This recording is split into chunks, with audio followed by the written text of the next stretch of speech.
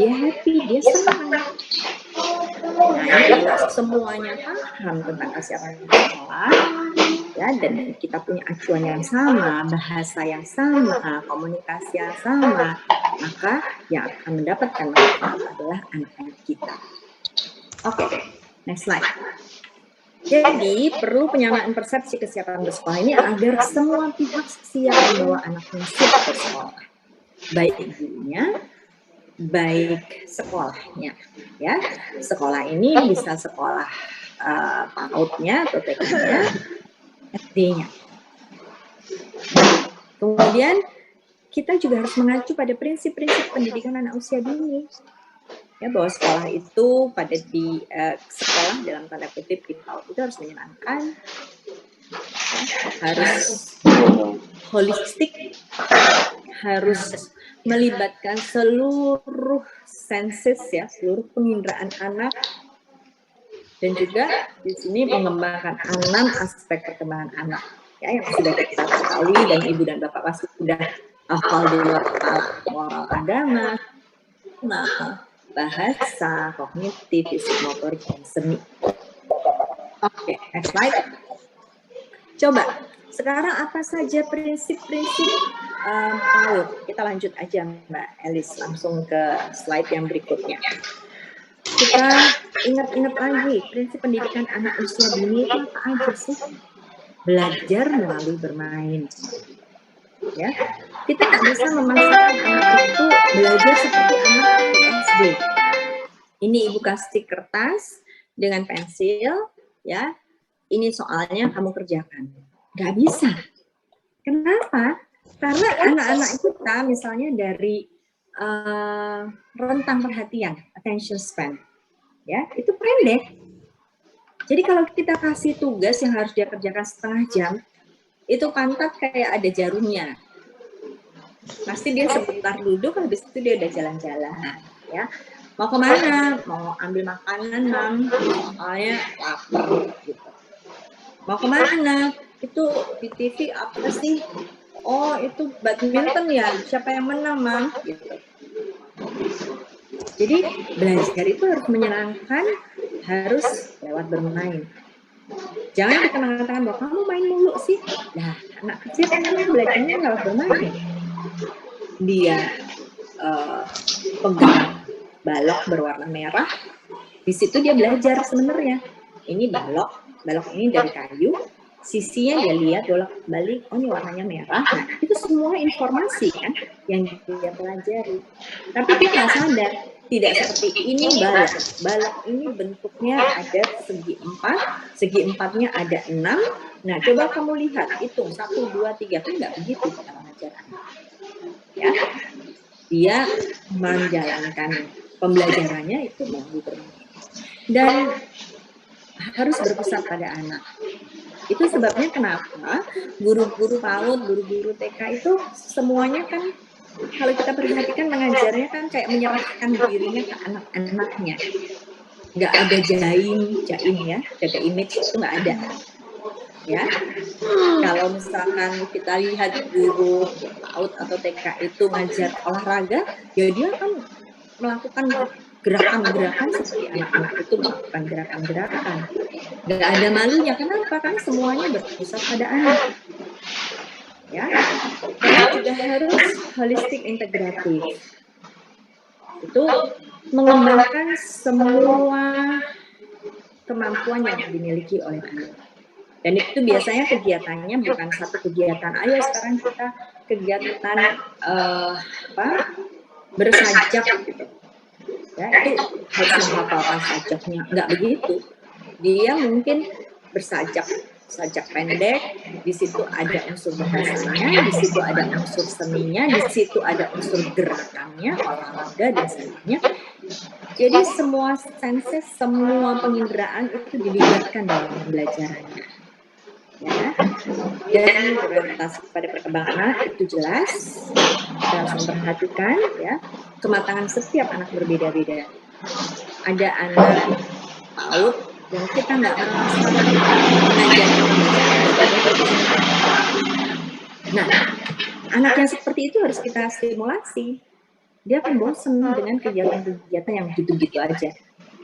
Tapi ada anak yang masih baca huruf susah banget kebalik-balik. Mama, B itu pantatnya di depan atau di belakang, perutnya di depan atau di belakang, bolak-balik nanya. Kenapa? Karena pemahaman spasial dia belum berkembang. Nggak apa-apa, anak itu nggak apa-apa. Bukan artinya anak khusus, tidak. Karena secara teoritis misalnya kemampuan spasial seorang anak itu berkembang ketika anak itu usia 8 tahun. Jadi kalau anak itu masih 6 tahun, masih kebolak-balik seperti itu, nggak apa-apa dong. Apa. Lalu pembelajaran pendidikan anak usia dini itu adalah pembelajaran aktif. Pembelajaran aktif ini jangan dilihat sebagai sesuatu yang aktif secara fisik, ya. Active learning itu adalah aktif secara kognitif. Jadi misalnya anak itu tanya, dia pegang jarinya gitu. Jadi mama 2 tambah 3 itu berapa ya? Gitu. Dia sambil pegang jarinya.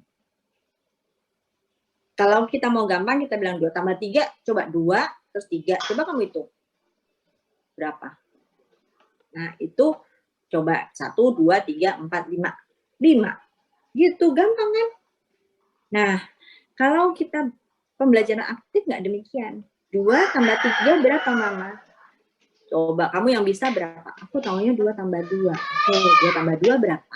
4. Ya, 4. Kalau 2 tambah 3 berarti kan kalau 2 tambah 2 4, kalau 3 oh iya tambah 1 ya mama, jadi 5 ya. Nah, itu pembelajaran aktif. Kenapa aktif?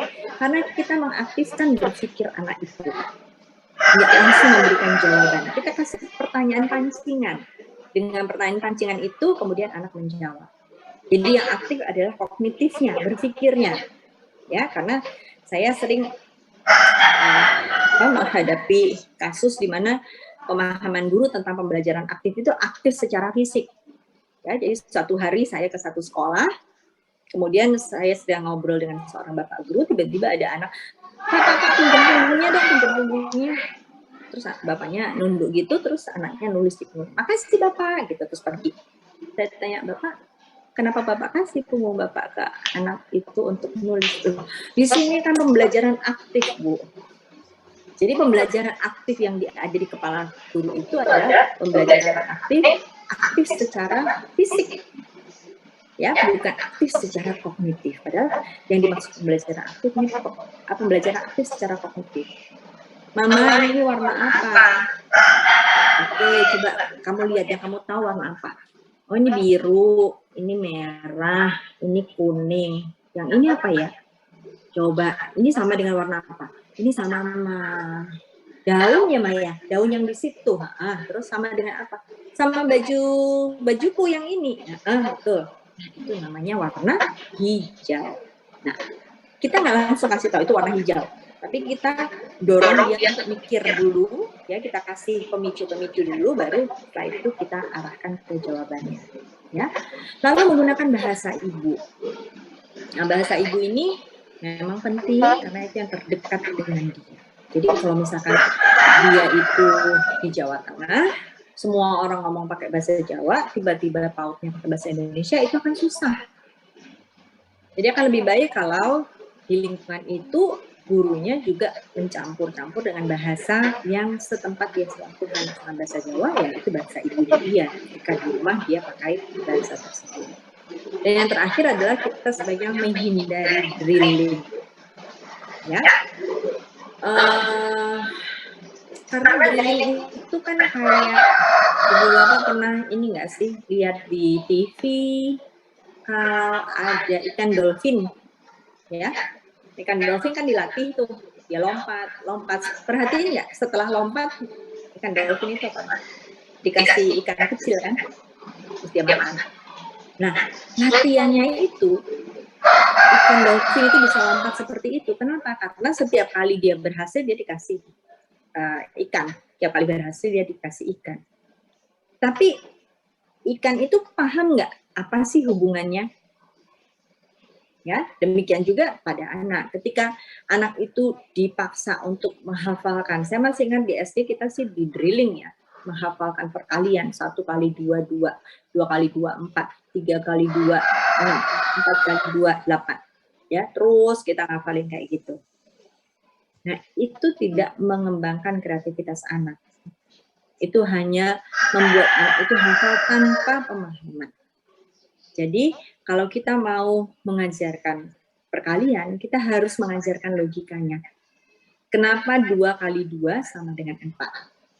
Karena 2 ditambah 2, kenapa 3 kali 2 sama dengan 6? Karena 3-nya 2 kali, jadi 2, 2, 2. Coba kamu lihat itu semuanya ada 6. Harus ada pengertiannya. Bukan hanya menghafalkan ansih, ya, bukan hanya menghafalkan saja. Nah, itu prinsip-prinsip pendidikan anak usia dini, ya, supaya kita bisa mengembangkan anak kita secara maksimal. Tentu saja juga harus holistik integratif itu juga harus mengaitkan dengan lingkungan yang ada di anak tersebut, ya, bukan hanya di sekolah tapi juga di rumah, mungkin lingkungan tetangga, ya, dengan masyarakat, itu semuanya harus menjadi satu kesatuan. Ya, tidak mengajarkan hal yang berbeda sehingga anak itu kemudian bingung. Oke, next slide.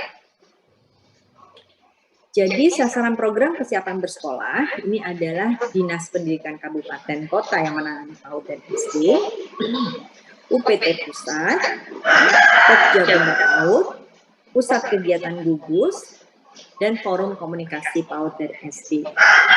Kalau kita ini semuanya itu berbicara dengan bahasa yang sama, ya, maka anak-anak kita ini akan mendapatkan manfaat yang maksimal.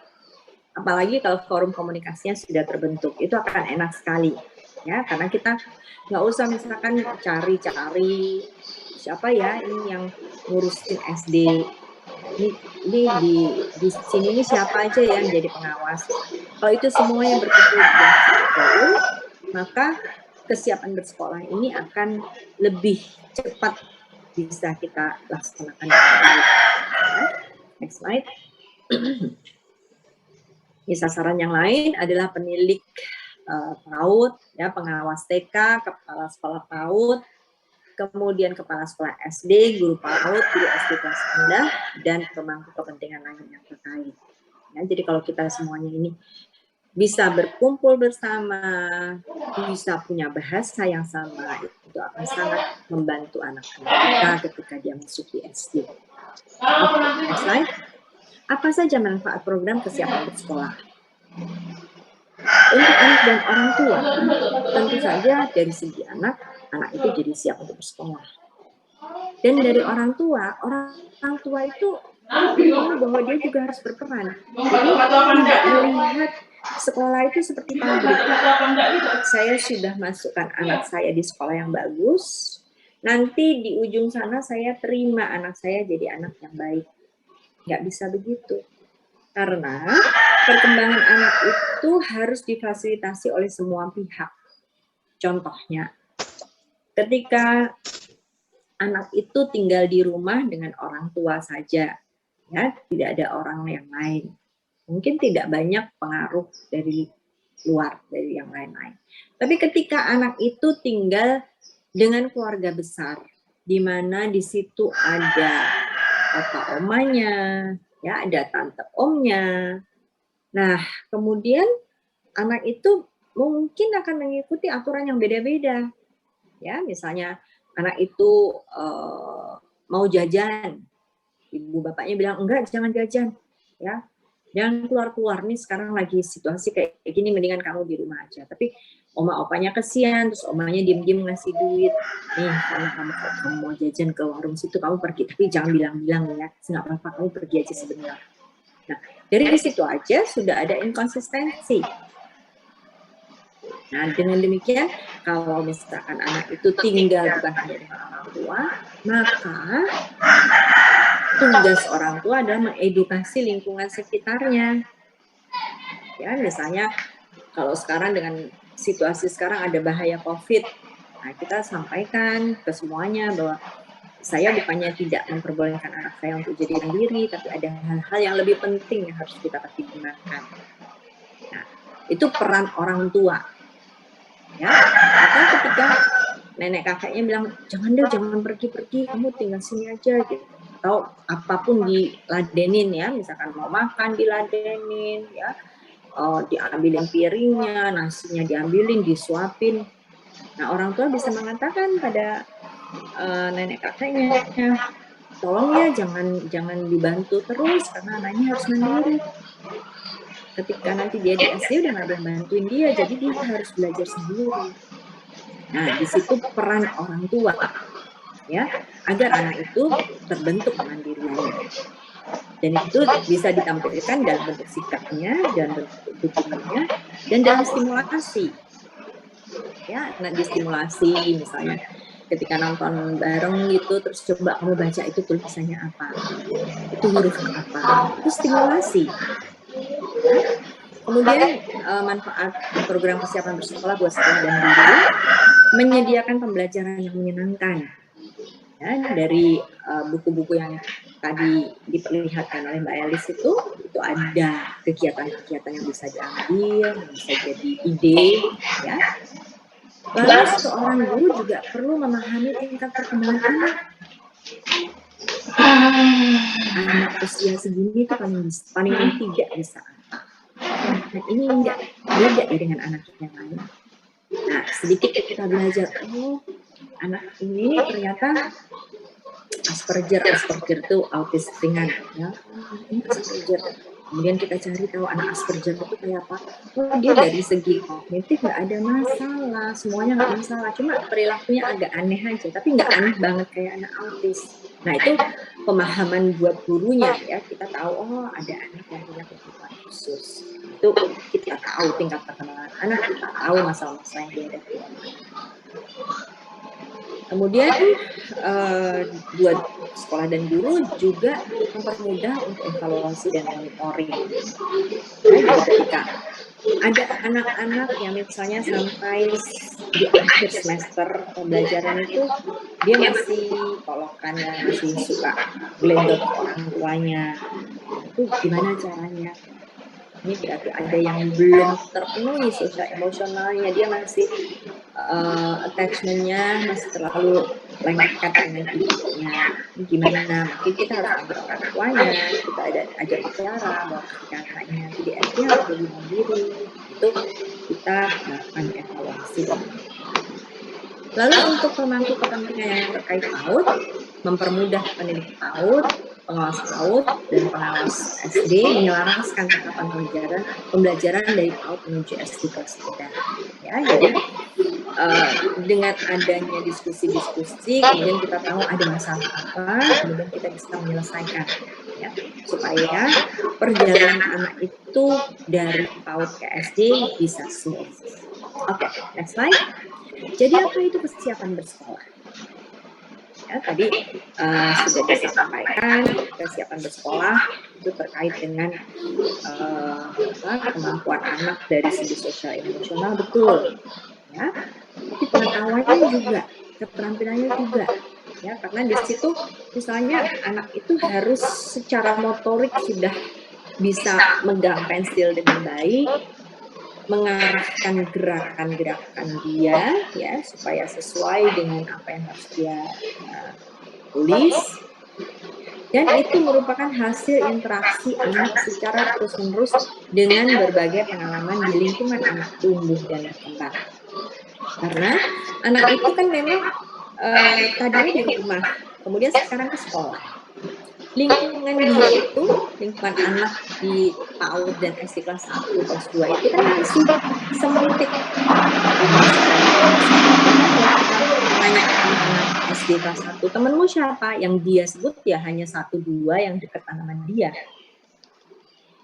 Kalau udah lebih besar, kelas 3, kelas 4, dia akan bilang, oh ada si ini yang duduknya di sana, ada itu, ada itu. Kalau udah kelas 6, oh itu yang di kelas 6C, itu gini, ya 6B kayak gini. Nah, jadi bisa dibayangkan lingkup kehidupan anak itu, kalau kita lihat dari teori ekologi, ya, pada saat anak itu PAUD atau di TK ke SD rendah itu ya hanya keluarga dan kelasnya dia. Nah, kalau di keluarga dia ada selain orang tua mungkin ada om opanya, ada tante omnya. Nah, di situ juga pasti akan berpengaruh pada dia, ya. Dan di situ diharapkan anak bisa beradaptasi dengan tatanan belajar di jenjang berikutnya. Itu sebabnya ketika anak di PAUD dipersiapkan misalnya mengerjakan tugas yang bisa diselesaikan dalam waktu 10 menit. Nanti lama-lama ditambah 15 menit. Derajat kesulitannya ditambah sampai 20 menit. Kenapa? Karena anak itu dipersiapkan untuk masuk ke SD, di mana jam pelajarannya lebih panjang, sehingga attention span-nya atau rentang perhatiannya harus diperpanjang ketika di saat-saat akhir dia ada di PAUD. Ya, begitu juga dengan gerakan-gerakan fisiknya. Guru PAUD itu sebenarnya orang-orang pertama yang bisa melihat anak itu ada kelainan atau enggak. Coba misalnya kalau sedang olahraga, ketika ada anak, ayo kita bikin pesawat terbang, tangan kita rentangkan, kaki kita angkat satu ke belakang. Ada anak yang enggak ini kan enggak seimbang ya, jatuh gitu ya. Atau tiap kali anak itu enggak center gitu, jadi agak miring. Itu kalau kita telusuri lebih jauh ya dari teori pemrosesan informasi di otak, sebenarnya anak itu ada ketidakseimbangan otaknya dan itu akan berpengaruh ketika anak itu nanti misalkan menulis, ketika anak itu misalkan mengerjakan tugas-tugas yang membutuhkan ritme gitu misalnya ya. Jadi hal itu kenapa harus dilatih terus supaya tercapai kematangannya, dan ketika dia masuk ke SD, anak itu sudah siap untuk bersekolah. Next slide. Jadi kita harus ingat bahwa kesiapan bersekolah itu merupakan satu proses. Ya? Nggak bisa, misalnya saya ngeluarin duit banyak deh 2 bulan terakhir saya mau masuk SD aja deh, saya masuk nggak bisa. Karena kesiapan bersekolah itu proses yang harus dijalankan sedikit demi sedikit sampai akhirnya tercapai. Ya. Tapi tujuan dari anak itu sekolah di PAUD adalah agar anak itu senang, ya, agar anak itu bahagia, agar anak itu berkembang optimal, sehingga ketika dia menjalankan pendidikan di SD, SMP, SMA, kuliah, yang tercapai adalah kasmaran belajar. Ya, dia jatuh cinta pada pembelajaran, dia nggak merasa terpaksa, dia merasa happy dengan apa yang dipelajari. Oke, next slide. Jadi konsep kesiapan bersekolah itu adalah masa transisi, ya, di mana anak itu nanti diharapkan siap dari segi perkembangan fisik sensomotorik, dari kognitif sosial emosional, dan dari sikap belajar. Kenapa sikap belajar itu ngomongin di sini? Ya, sikap belajar itu bukan hanya misalnya cara duduk, bukan hanya begitu, tapi yang tadi attention span, ya, rentang perhatian, rentang konsentrasi. Kemudian sikap dia ketika mengerjakan tugas, dia bisa menyelesaikan tugas yang sudah dimulainya. Itu sikap belajar. Mungkin juga bagaimana dia bisa memaksa dirinya, ini nggak menyenangkan buat dia, tapi dia bisa memaksa dirinya untuk menyelesaikan tugas tersebut. Itu sikap belajar. Jadi sikap belajar ini juga harus ditanamkan ya ketika anak itu di PAUD, supaya nanti di SD sudah mulai terbentuk, sehingga akhirnya anak itu bisa mengikuti pelajaran yang baik ketika di SD. Oke. Next slide. Jadi kalau kita lihat satu-satu aspek perkembangan fisik dan motorik, adalah proses perkembangan yang terjadi secara berkesinambungan yang mempengaruhi keterampilan anak untuk bergerak. Kita ingat bahwa perkembangan fisik sensomotorik dimulai dari gerakan motorik kasar dulu, kemudian baru motorik halus. Itu sebabnya kenapa ketika anak itu di PAUD yang masih misalkan di kelas kelompok bermain atau di TK, ya, itu lebih banyak gerakan-gerakannya motorik kasar. Kalau misalkan dia menggambar pun dikasih kapur yang gede, ya, sehingga dia bisa melakukan gerakan-gerakan yang besar, ya. Dia mungkin lompat, lari, berguling, itu adalah otot yang besar yang dilatih, ya. Lempar bola, tangkap bola, gelindingin bola. Nanti lama-lama diarahkan ke motorik halusnya. Nah, pembelajarannya itu kan berjenjang ya, Ibu dan Bapak. Jadi awalnya yang dikembangkan motorik. Lebih besar lagi itu ke perseptual, kemudian konseptual. Jadi kalau anak itu sudah matang secara kognitif, secara motorik, maka dia bisa naik ke perseptualnya. Nanti dia bisa naik lagi ke konseptualnya. Nah, jadi kalau misalkan kita bilang ke anak-anak, ayo kita hafalkan Pancasila, anak-anak PAUD gitu. Mungkin dia bisa hafal, tapi dia nggak paham itu apa. Kenapa? Karena ya memang belum sampai di situ perkembangannya. Ya, jadi pada anak-anak PAUD ini memang fisik sensomotorik harus diolah. Nah, masalahnya sekarang kan rumah kita itu nggak gede ya, rumah kita kecil, jadi anak-anak kita mungkin nggak biasa untuk lari, lompat dan sebagainya. Saya lahir di Pekanbaru. Saya di sebelah hutan. Jadi saya biasa banget kalau kegiatannya banyak fisik. Dan saya merasa beruntung karena punya kesempatan mengembangkan aspek fisik sensomotorik saya. Next slide. Kemudian yang berikutnya adalah kognitif sosial emosional. Jadi kemampuan berpikir, berbahasa, kecerdasan anak. Ini semuanya juga harus dikembangkan melalui kegiatan-kegiatan. Ya. Pada orang tua yang kurang berpendidikan mungkin tidak paham kenapa saya mesti ngajak ngobrol anak saya. Padahal ngobrol hal-hal yang remeh, yang sepele, itu akan membantu anak mengembangkan berpikirnya, juga bahasanya. Kosakata anak itu akan berkembang kalau orang tuanya tuh banyak menggali anak itu untuk berbicara. Tapi kalau orang tuanya cerewet, belum tentu anaknya bahasanya bagus.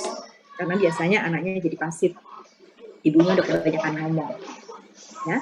Dan aspek ini merupakan fondasi untuk pembelajaran yang lebih rumit. Jadi memang harus distimulasi, didorong untuk memikirkan masalah dia, didorong untuk berpikir logis, ya, didorong untuk mungkin ini kursi, kita kasih lihat bangku bakso, ini kursi juga bukan. Kita liatin kursi referee di pertandingan tenis yang tinggi, ini kursi juga bukan. Nah itu di situ dia berpikir kan, ya, dari apa yang sehari-hari kita lihat di TV, kita lihat di perjalanan sehari-hari dan sebagainya. Nah, selain kognitif, anak juga didorong untuk menjalin hubungan dengan teman sebayanya ataupun orang dewasa. Juga didorong keberaniannya.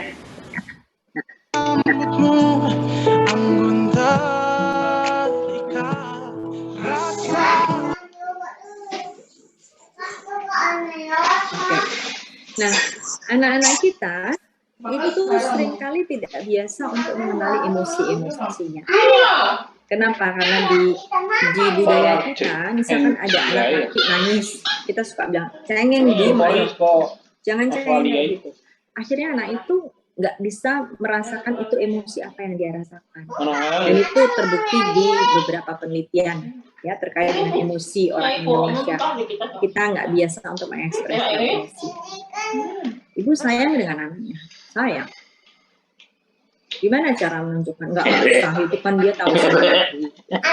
Padahal harusnya emosi itu kan kalau ibunya sayang, misalnya ibu sayang, dipeluk gitu. Nah itu juga ini ya cara mengekspresikan emosi. Jadi anak itu diajar untuk mengenali emosinya. Misalkan anak itu nangis, apa yang kamu rasakan? Aku sedih. Kenapa kamu sedih? Soalnya bonekanya matanya copot. Oh, bonekanya matanya copot terus kamu sedih ya. Nah itu kita menambahkan emosi Sehingga ketika dia lihat orang lain nangis, oh dia sedih, dia tahu, oh itu namanya sedih.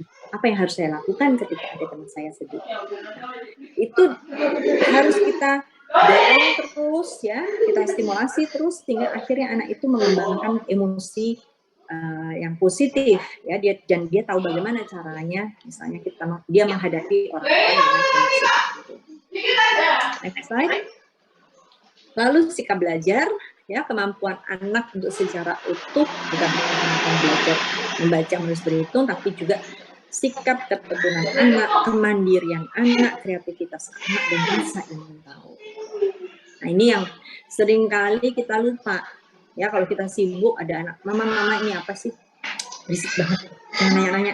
Nah, itu menghilangkan kreativitas dia. Itu menghilangkan rasa ingin tahu dia. Nah, ketika anak kan, ini apa sih mama? Apa sih? Mama juga belum lihat. Coba mama lihat. Lucu banget ya binatang ini ya. Gitu. Nah, itu akan mendorong rasa ingin tahu anak. Ya. Oke, sampai sini ada yang mau ditanyakan? Mungkin stop dulu di sini. Nanti saya akan lanjutkan. Kita bisa beberapa menit tanya jawab dulu. Silakan. Ya, silakan Bapak Ibu. Ada yang ingin ditanyakan sebelum kita melanjutkan ke materi selanjutnya, Pulsi ya? Iya. Boleh open mic? Supaya kita nggak ngantuk ini, karena jamnya jam siang. Baru sih, Jin. Ya, silakan Bapak. Evi Songgijiran dari Kota Bitung. Iya. Ya, izin dari paparan tadi, maka ada satu hal yang saya mau angkat tentang holistik integratif. Ya, holistik integratif yang tadi ada izin koreksi kalau salah, bahwa holistik integratif kan terpenuhnya kebutuhan esensial anak. Kemarin saya ikut calon fasilitator POT-HI, dia sampai dengan pengasuhan positif bagi orang tua dan anak orang tua. Yang saya mau sampaikan adalah kalau yang lalu ada 0 sampai 6 tahun, sekarang sudah sampai 0 sampai 8 tahun pendidikan anak usia dini. Holistik integratif kemarin adalah pengembangan anak usia dini, bukan lagi pendidikan anak usia dini. Yang saya mau sampaikan adalah apakah sudah ada keselarasan kesinambungan kurikulum antara 0 sampai 8 tahun dalam rangka kesiapan transisi PAUD SD. Yang kedua, sudahkah ada kemitraan antara PAUD dan SD dalam rangka masa transisi ini? Mungkin ini mau diizin kalau ada yang terima kasih. Oke. Ibu juga beda. Ya, baik. Terima kasih Pak Devi. Saya baru ingat Bitung itu di Manado ya Pak ya? Oh. Manado, Sulawesi Utara. Ya. Sulawesi Utara ya? Oh iya. Enggak, saya tadi lagi mikir Bitung itu di mana. Saya pernah ke sana Pak. Iya. Oke. Baik, jadi holistik integratif itu kan memang kita menangani anak itu secara utuh. Jadi kita melihat anak itu sebagai keseluruhan. Sehingga misalnya kita harus lihat aspek kesehatan dia, kita harus lihat bagaimana pengasuhannya, bagaimana pendidikannya. Anak itu harus dilihat sebagai satu keseluruhan. Itu sebabnya semuanya harus membantu anak itu agar mencapai keutuhan dia sebagai manusia. Nah, kalau kita bicara PAUD itu 0 sampai 8 tahun, ini kan prinsip ya Pak ya. Kalau holistik integratif ini prinsip ya. Jadi artinya ya bisa dilaksanakan untuk semua jenjang usia gitu. Nggak bisa kita mengatakan bahwa ini hanya berlaku 0 sampai 6 tahun, nanti 6 sampai 8 udah berlaku yang lain lagi. Enggak. Ini memang berlaku secara keseluruhan, bahkan ketika kita menjadi orang dewasa pun prinsip holistik integratif itu juga ada. Misalnya ya kalau kita bicara kesehatan mental orang dewasa, saat ini kita berada dalam situasi pandemi, ya. Mungkin kita sehat, tapi ketika kita dengar ada keluarga yang sakit, ketika kita dengar ada teman yang kemudian sakit dan meninggal, kemudian kita baca koran, kita lihat TV, itu semuanya akan berpengaruh pada diri kita, kan? Ya kan? Jadi bahkan saya pribadi Kasihan aja lu. itu juga pernah mengalami satu fase di mana Perut saya sakit itu gimana? nggak bisa mikir apa-apa, jadi benar-benar terpengaruh karena terlalu banyak informasi negatif yang mempengaruhi saya gitu. Jadi kita sebagai manusia itu memang holistik integratif. Satu hal itu akan memicu fisik kita, memicu pikiran kita, ya, memicu kesehatan mental kita, ya, karena kita adalah manusia yang holistik integratif, ya. Jadi nggak ada masalah sih Pak, ya, soal usia itu karena itu bisa diterapkan ke mana aja. Nah, kalau untuk kemitraan PAUD dan SD, menurut saya itu bisa nanti dibangun ketika Forkom ini terbangun. Ya, ketika Forkom ini terjadi, ya, maka di situ kita bisa membicarakan gimana caranya supaya smooth dari PAUD ini ke SD itu bisa kita lakukan sama-sama gitu. Jadi bukan SD ngelakuin sendiri, kalau punya kayak gitu sendiri, tapi yang sama-sama, ya. Apalagi kalau menurut saya kalau di daerah itu masih lebih ya, karena hubungan satu sama lain kan masih lebih kekerabatannya masih lebih dekat satu sama lain, ya. Kalau di kota besar seperti ini mungkin agak susah karena ya lu gue. Sama-sama bertiga. Kalau di lingkungan seperti Pak Devi itu mungkin kalau Forkom itu sudah terbentuk, komunikasi terbentuk, maka bisa diupayakan supaya holistik integratif. Begitu Pak Devi menurut saya. Terima kasih. Terima kasih Bunda. Sama-sama. Kita beli persiapan apa aja? Ya. Apakah ada yang lain Bapak dan Ibu? Kita bawa sini. Ada yang ingin sharing mungkin? Kota Ternate, Bu. Silahkan Ibu. Lagi apa? Iya, baik. Lagi apa? Ibu. Selamat sore, Ibu. Selamat sore. Ini Ibu siapa ya Bu? Yang dari Ternate ya? Ibu Kia. Ibu Matikan Kia TV-nya dulu. dari Kota Ternate. Oke. Baik Ibu, silakan. Baik Bu, terima kasih. Mungkin sejak kami mengikuti materi mulai dari kemarin,